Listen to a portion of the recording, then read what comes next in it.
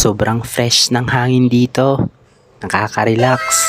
Isa ito sa dahilan kung bakit ako nagbakasyon dito sa probinsya.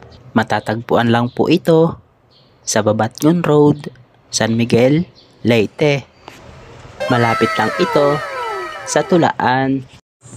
Kapag mapadaan ka dito, mamamangha ka sa magandang view.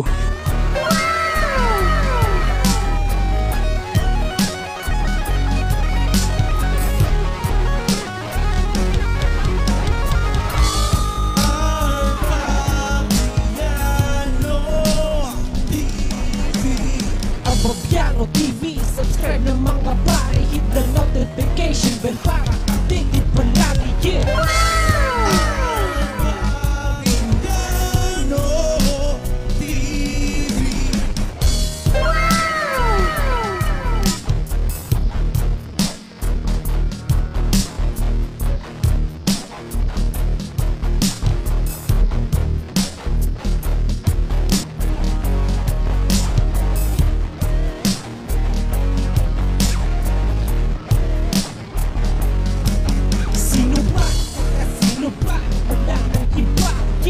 Propiano TV.